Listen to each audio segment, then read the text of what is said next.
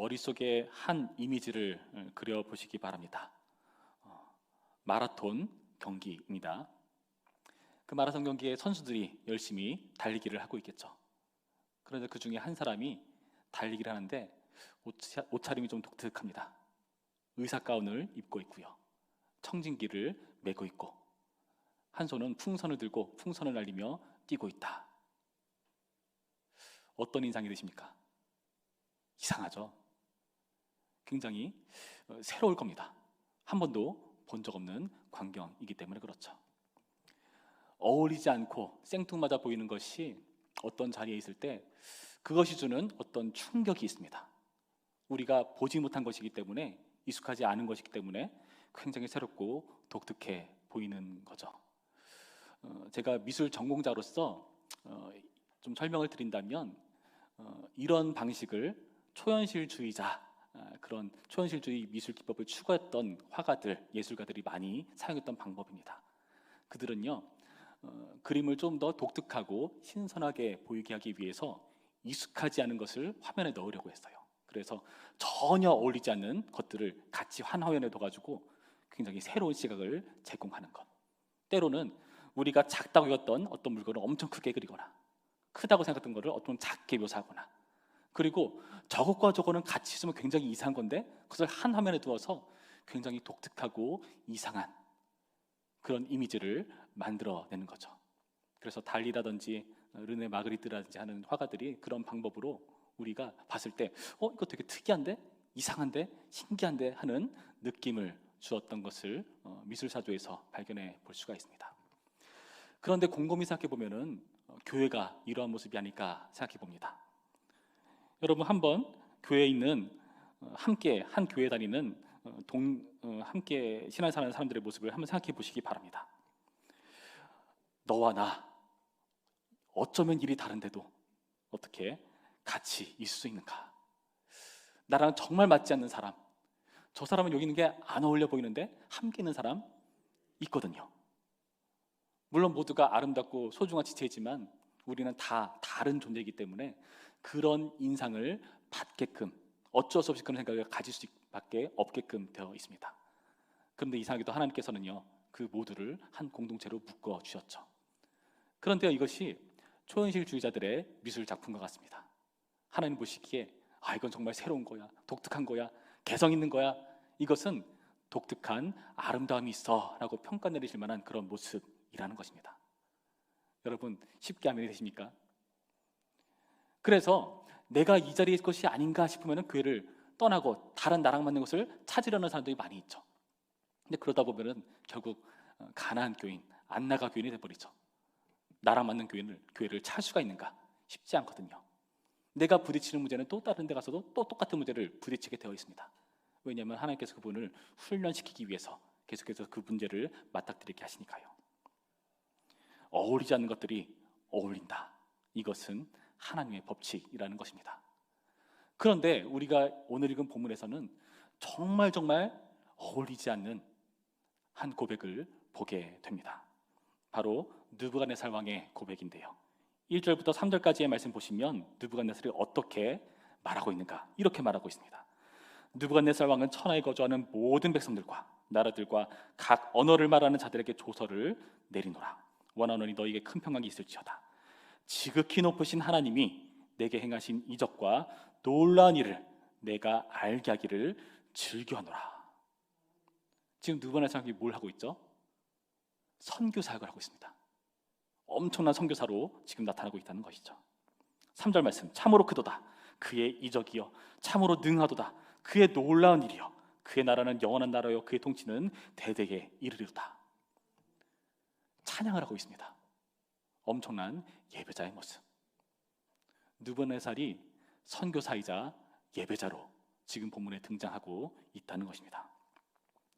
이것은 참으로 기이합니다. 느부갓네살은 어떤 왕이죠? 하나님의 선민으로 여겼던 이스라엘 백성이었는가? 아니거든요. 바빌론의 왕이었습니다. 이 바빌론이란 나라는 성경 곳곳에서 정말 하나님 나라를 대적하는 세력으로 언급되는 나라로, 그 상징으로 등장하는 나라의 대표 명사이기도 하죠.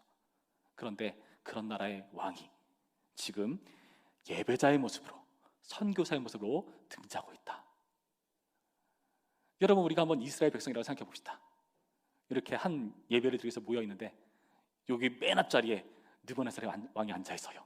제일 큰 소리로 찬양하고 뜨겁게 기도하고 막 그렇게 예배 가운데 나가고 있다. 적응이 될까요? 저 사람이 저기서 난리야. 왜 여기 나타나서 이러지? 이상하지 않겠습니까? 지금 느부갓네살이 이렇게 하고 있다는 겁니다. 그런데 이것은 어떻게 해서 발생한 일인가? 그것은 2절과 3절의 표현을 보면은 하나님께서 행하신 이적, 놀라운 일 때문이라고 밝혀주고 있습니다. 이 이적과 놀라운 일은 무엇일까요? 이것 때문에 느부갓네살은 하나님을 예배하는 예배자, 하나님을 전하는 선교사로 서고 있는데 도대체 이 이적과 놀라운 일이 무엇일까? 느부갓네살은 우리처럼 이상한 생각을 가진 사람들을 위해서 자신이 과거에 있었던 일을 회상하며 그의 간증을 우리에게 전해주고 있습니다. 4절부터의 말씀이 이렇게 되어 있죠. 나 느부갓네살이 내 집에 편히 있으며 내 궁에서 평강할 때에 한 꿈을 꾸고 그로 말미암아 두려워하였으니 곧 내 침상에서 생각하는 것과 머릿속으로 받은 환상으로 말미암아 번민하였었노라. 꿈을 꾸었다고 말합니다. 편하고 평강할 때에 어떤 꿈을 꾸게 되는데 그 꿈 때문에 두려움과 번민이 일어나게 되었다. 그래서 이 느부갓네살 왕은 꿈이 어떤 의미인지를 알기 위해서 어떤 조치를 취하고 있죠. 6절 말씀. 이러므로 내가 명령을 내려 바벨론의 모든 지자들을 내 앞으로 불러다가 그 꿈의 해석을 내게 알게 하라 하였더라. 그가 경험한 이적과 놀라운 일이란 어떤 꿈 때문에 벌어진 비롯된 일이라는 것을 우리가 알 수 있죠. 그 꿈은 과연 무엇일까요? 그 꿈이 무엇이길래 이 느부갓네살이 이렇게 변하게 되었는가? 이 과거를 보면은 우리가 익히 알다시피 느부갓네살 왕은 정말 하나님을 예배할 만한 사람, 성교할 만한 사람이 아니거든요. 우리가 간증을 들으면 그 간증 가운데 흑역사를 담지 않습니까? 그 흑역사를 통해서 내가 옛날에는 이럴 만한 사람이 아니었다, 예전에는 형편없는 사람이었다로 시작하지 않습니까? 마찬가지로 느부갓네살 왕도 이 꿈 해석하는 이 일을 추구하기 위해서 자신이 정말 예배자와 선교사와 거리가 멀었던 사람이라는 것을 우리에게 보여주고 있습니다. 느부갓네살은 어떤 사람이었는가? 바벨론의 모든 자들을 부르는 가정 가운데에서 그 모습을 우리가 알 수 있습니다. 7절 말씀에 이렇게까지 표현되어 있죠. 그 모든 제자 중에 어떤 사람이 들어있는가? 그때 박수와 술객과 갈대아술사와 점쟁이가 들어왔으므로 내가 그 꿈을 그들에게 말하였으나 그들이 그 해석을 내게 알려주지 못하였느니라. 번지수를 잘못 찾은 느부갓네살 왕의 모습을 보여주고 있죠. 꿈 해석을 못하는 사람들을 불러모은 것입니다. 여기서 결과로 당당히 나오지 않습니까? 그 해석을 알려주지 못했다. 느부갓네살이 이 결과를 모를까요? 예전에 비슷한 사건이 한번 있었습니다. 꿈 때문에 곤란했던 적이 있었죠.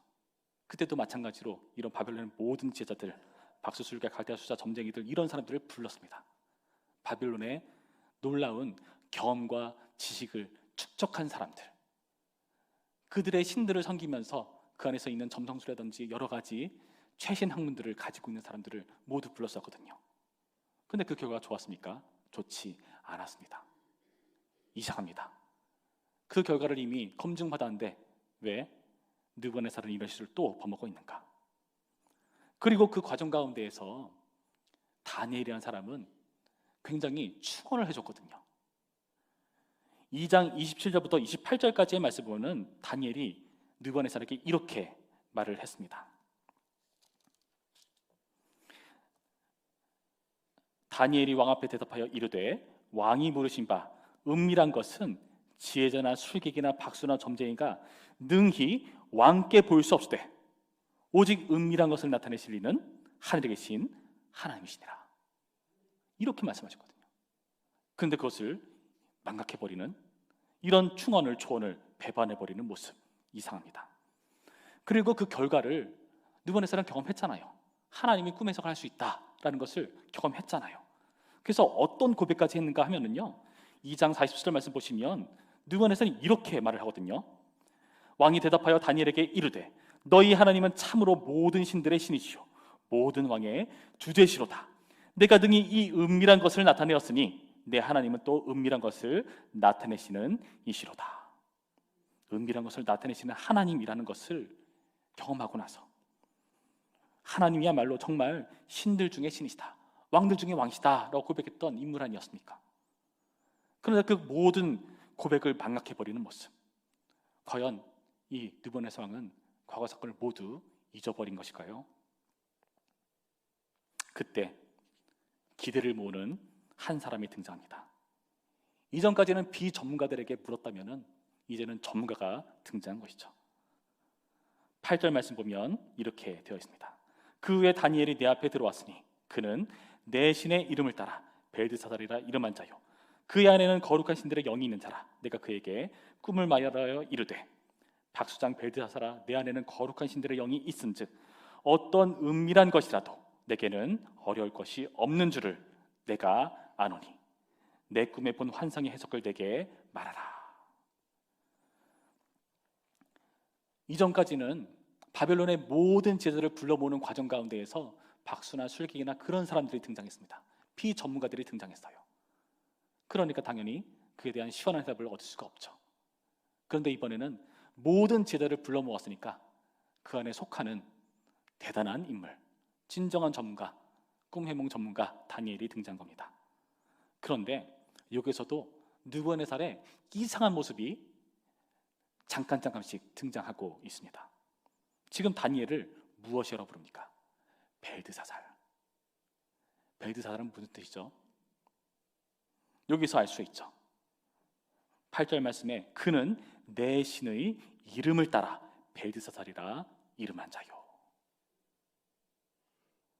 지금 다니엘을 부르는 호칭이 벨드사살인데요, 그것은 내 신의 이름을 따랐다라고 밝혀주고 있는 것입니다. 그러니까 지금 다니엘을 부른 것은, 다니엘이 이렇게 찾아왔다는 것은 정말 그에게 기쁜 소식이긴 하겠지만은 정말 그 기대는 하나님께 있는 것인가? 아니죠.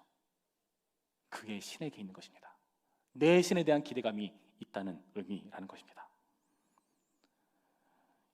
그리고 이 모든 과정 속에서 9절 말씀 보시면 이렇게까지 표현을 하는데요, 박수장 벨드사사라라고까지 얘기를 하죠. 박수장 벨드사사라.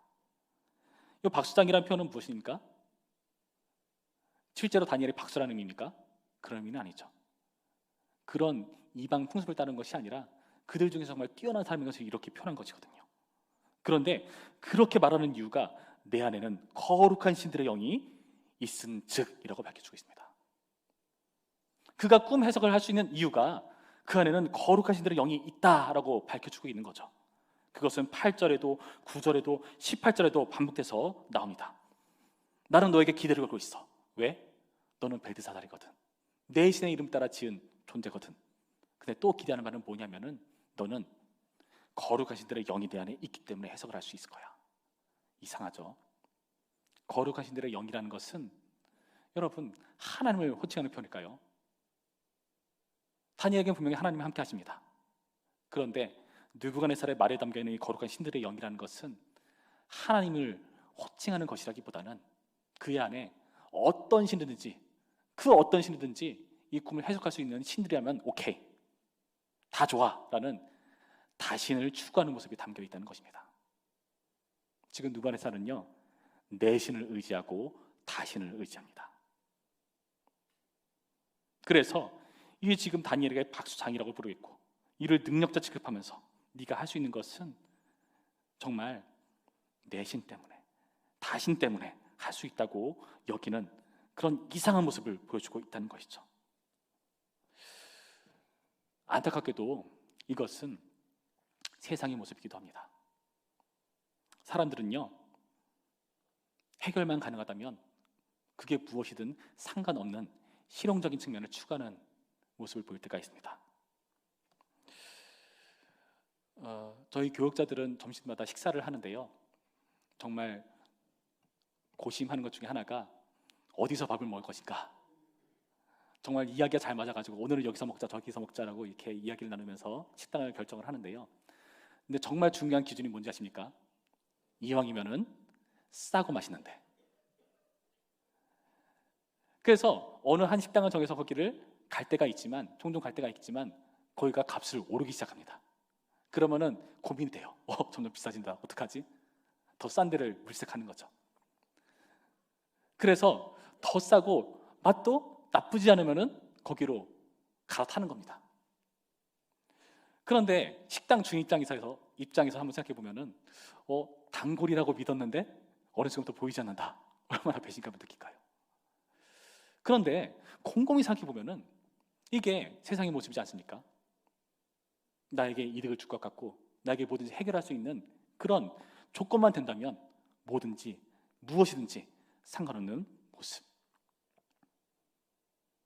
정치도 마찬가지죠. 나에게 표를 던질 수 있다면 어떤 일이든 버리는 모습. 나에게 유익이 된다면 방법은 상관없다. 결과만 좋으면 된다라는 모습.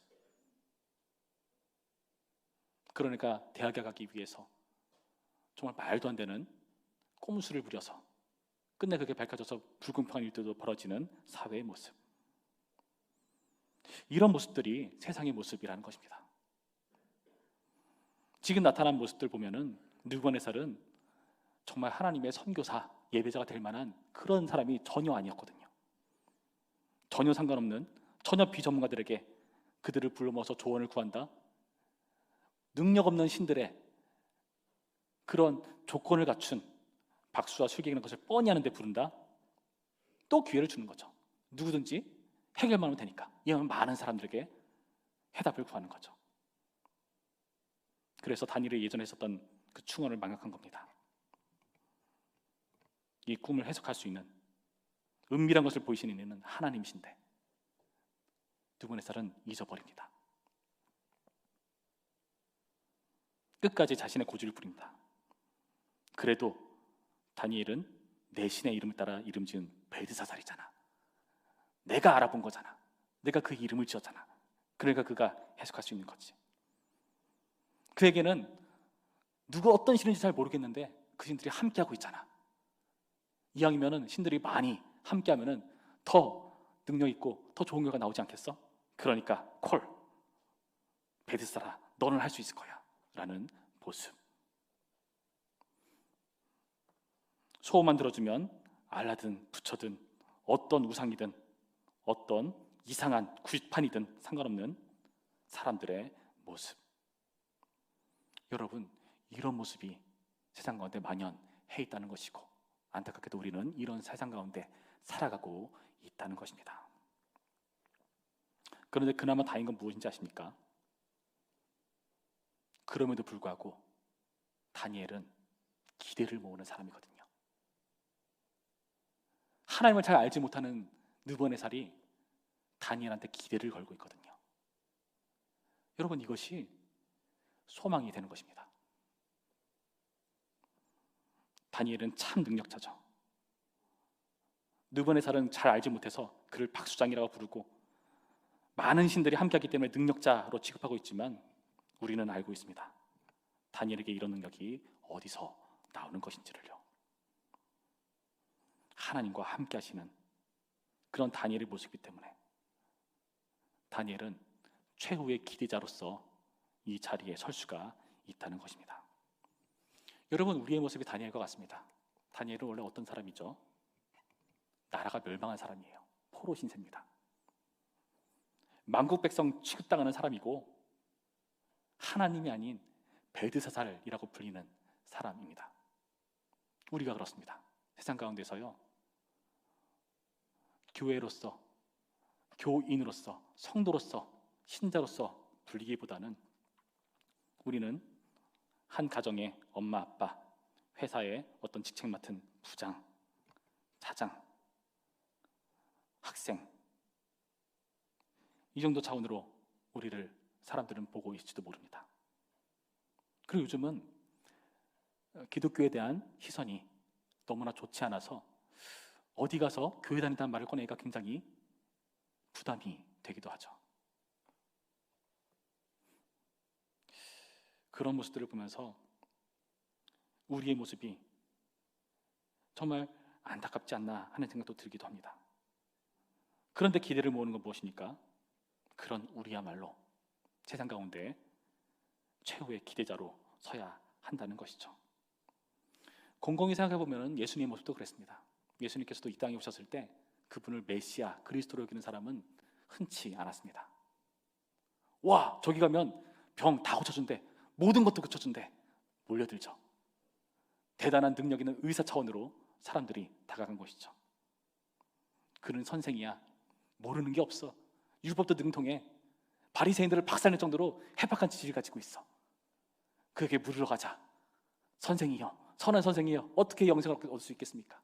선생님, 내가 이런 문제가 있는데요. 선생님, 선생님 하면서 물어오는 사람들의 모습. 사람들은 나를 무시하는데 저 사람한테 가면 우리를 친구로 받아준대. 수근거리는 세리와 죄인들. 그 누구 하나 예수님을 그리스도로 제대로 알고 찾아온 사람이 얼마나 될까? 생각해보면 별로 많지 않거든요. 그런데요, 그런 모습이 예수님의 구원의 능력을 드러내는 한 방편이 되었다는 것을 우리는 성경을 통해서 확인합니다. 선생으로 처음에 말했던 자들, 병을 고치는 의원으로 여겼던 자들, 그런 자들이 병을 고치는 과정에서 나와 함께 하시는 하나님의 모습을 보는 과정에서 하나님의 역사를 보고 이분은 구주시다, 그리스도시다 라고 경험한 사람들이 가끔씩 등장하고 있거든요. 여러분, 그렇다면 우리 또한 목표로 삼아야 될 것이 있습니다. 사람들은 하나님을 잘 알지 못하죠. 우리를 볼 때에 성탄제교회 성도로 보기보다는, 하나님 나라의 백성으로 보기보다는 몇 동 사는 누구 엄마, 그냥 주변에 있는 어떤 가게에서 일하시는 아저씨 정도 취급할지 모릅니다. 그런데요, 우리가 그들에게 기대를 모는 자로 서야 한다는 것입니다. 여기서부터 돌파구가 생기는 것이거든요. 성도는 거룩하게 구별되는 사람이지만 그 일을 위해서 하나님을 잘 모르는 사람에게 기대를 모으는 존재로 그 자리에 서야 하는 것입니다. 제가 미대를 다니던 시절에 미술 학부를 보면은 각 과별로 좀 독특한 부분들을 볼 수가 있습니다. 저는 처음에 1학년 때 학부를 하고 나서 계속해서 이론을 해나갈지 아니면은 한국화를 해나갈지 서양화를 해나갈지 조각 그쪽으로 갈지 고민하다가 저는 서양화 쪽을 택해서 그림을 그리는 쪽으로 저는 방향을 잡았습니다. 그런데 가보니까 과마다 특성이 있더라고요. 서양화 그쪽으로 가면은 사람들이 워낙에 개성이 있습니다. 그리고 자기 작품만 하기 때문에 나쁜 말로 표현하면은 조금 이기적이에요. 자기밖에 몰라요. 그런데 조각적으로 하는 사람들은 좀 다릅니다. 그 친구들은 조각품이 굉장히 무겁거든요. 그러니까 이걸 이동하려면 혼자 못 들어요. 그러니까 어쩔 수 없이 그들은요 상생해야 됩니다. 같이 돕고 섬겨야 돼요. 어느 날 졸업 작품을 준비하면서 그 작품을 사진으로 담는 작업을 해야 되는데 과 대표가 연락을 해가지고 이 그림을 옮기고 하는 일들을 해야 된다, 좀 나와달라, 이렇게 연락을 하는 거예요. 나와보니까 사람이 얼마 없어요. 가서 저는 열심히 일을 했습니다. 이상하죠? 술자리나 노는 자리는 그렇게 살짝 참여했던 친구들이 일한다 하면은 안 나와요. 저는 반대였습니다. 술 먹는다, 논다 그러면 맨날 피해 다녔는데, 근데 일하는 자리에 나왔어요. 나중에 과대가 저한테 고마우면서 이메일을 보냈더라고요. 그때 나와서 정말 고맙다, 이렇게 표현을 하더라고요. 최후의 기대자로 선다는 것은 어떤 의미가 있을까요? 여러분, 이것을 통해서 하나님을 전할 수 있는 기회를 만들어낼 수가 있다는 사실입니다. 요즘 교회에 대한 기대감 하락으로 많이 좌절된 전도 기회를 우리는 확인하죠.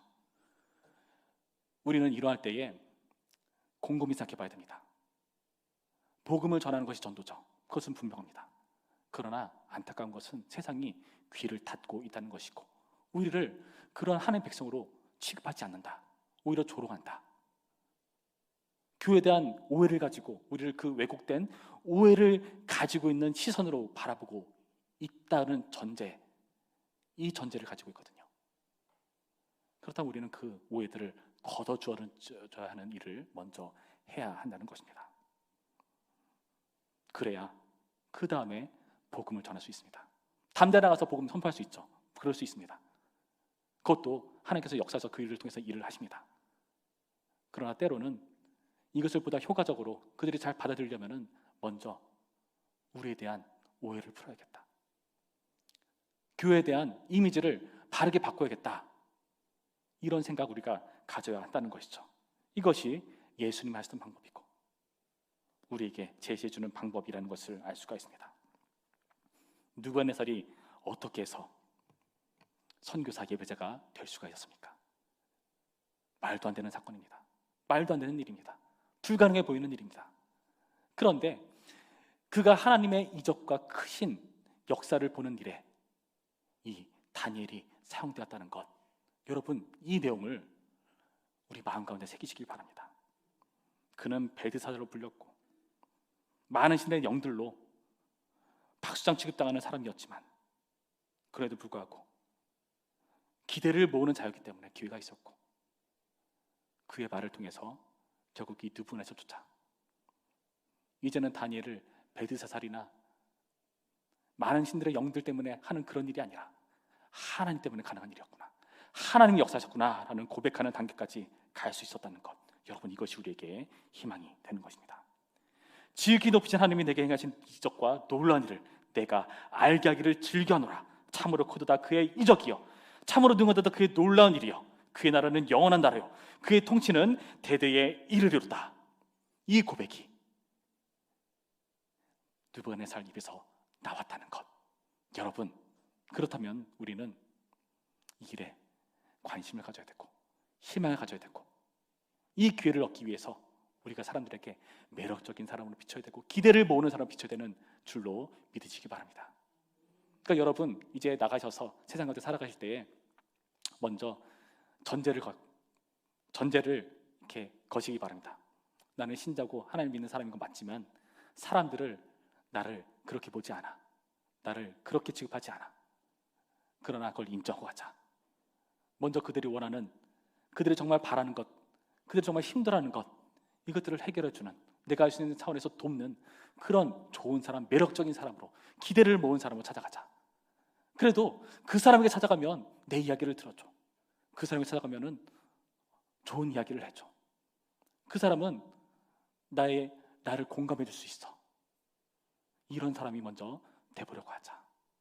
여러분 여기서 우리가 복음을 증거할 수 있는 한 걸음을 나아갈 수 있는 길이 된다는 사실을 믿는 우리 모두가 되기를 주님의 이름으로 축원드립니다. 우리 합심해서 들은 말씀을 생각하시면서 기도하시겠습니다. 우리 기도하실 때에 우리가 세상 가운데 비춰지는 이미지를 위해서 기도합시다. 하나님, 많은 사람들이 교회에 대한 오해를 가지고 있고 불신을 하고 있습니다. 그래도 주님, 우리 송탄체의 교회를 사랑하셔서 우리 교회, 우리 많은 성도가 세상 가운데 살아갈 때에 우리에게 대한 오해를 거둘 수 있도록 인도하여 주시옵시고, 그 오해를 걷는 과정 가운데에 우리가 최선의 노력을 다해서 우리가 할 수 있는 말을 다해서 그들에게 기대를 모으는 자로 살 수 있도록, 매력적인 사람으로 살 수 있도록 주여 도와주시옵시고 능력을 더해 주시옵소서. 예수님께서 선생으로, 의사로, 그리고 그들 가운데 친구로 다가셨듯이 우리가 그들을 감당할 수 있도록 인도해 달라고 기도하시겠습니다. 기도합니다. 아버지, 주여 함께하여 주시옵소서. 주님, 아버지 역사하여 주시옵소서. 하나님, 주님께서 우리를 구원하신 것은 마치 초현실주의자들의 그림과 같이 뜻밖의 사람들이었고 죄인 중에 괴수를 불러모은 사건입니다. 그런 우리 같은 사람들을 주님께서 교회로 불러주셨고 세워주셨습니다. 주님, 그리고 우리를 이 교회 안에 조화시켜서 주님의 아름다운 모습으로 빚어가시는 그 역사 가운데 우리가 참여하고 있습니다. 하나님, 우리에게 베푸신 그 큰 은혜를 생각하면서 우리 또한 세상 가운데 그러한 모습으로 설 수 있도록 인도하여 주시옵소서. 우리를 얻기 위해서 주님께서 때로는 선생으로, 때로는 의원으로, 때로는 친구로 다가셨듯이 우리 또한 세상 가운데 그런 기대를 모은 자로 서기를 소원합니다. 많은 세상이 실용을 추구하면서 외면하고 소외시키는 많은 그런 인격적인 사람들이 있지만, 그러나 주여, 우리는 주님께서 우리에게 베푸신 사랑과 은혜를 생각하며 세상 가운데 세상과는 다른 모습으로 그들 가운데 설 수 있도록 인도하여 주시옵소서. 우리를 성도로 보지 못하고 하나님의 백성으로 보지 못하고 벨드사살이라고 박수장이라고 능력자라고 취급하며 다가올지도 모릅니다. 그러나 주님, 그런 차원의 오해일지라도 우리가 할 수 있는 바를 다해서 그들 가운데 참 사랑과 은혜를 베풀어주는 모습으로 설 수 있도록 인도하여 주시옵시고, 그래서 끝내 그들의 입에서 희롱이 아니라 오직 하나님만을 찾고 주님을 예배하는 예배자, 주님을 증거하는 전도자, 선교사로 설 수 있는 능력이 우리 가운데 나타날 수 있도록 인도하여 주시옵소서. 우리 송탄제의 교회 가운데 이러한 하나님의 이적과 기사가 일어나기를 소원합니다. 그리고 이러한 하나님의 이적과 기사를 경험할 수 있도록 인도하는 소개자로 우리가 서기를 소원합니다. 주여, 우리 가운데 역사하여 주셔서 그들을 이루어질 수 있도록 인도하여 주시옵시고, 나를 통해서 나의 가정이, 내가 다니는 학교가, 내가 다니는 회사가, 내가 하는 직장이, 사업이, 나와 관계하는 많은 사람들이 우리를 통해서 하나님의 이적과 기사를 경험할 수 있도록 인도하여 주시옵시고 역사하여 주시옵소서. 우리를 통해서 주님의 복음이 증거될 수 있도록 인도하셔서 많은 사람들이 주님을 알게 되는 역사가 일어날 수 있도록 도와주시옵시고 함께하여 주시옵소서. 참 좋으신 하나님, 우리의 기도를 들으시고 역사하실 주님을 기대합니다.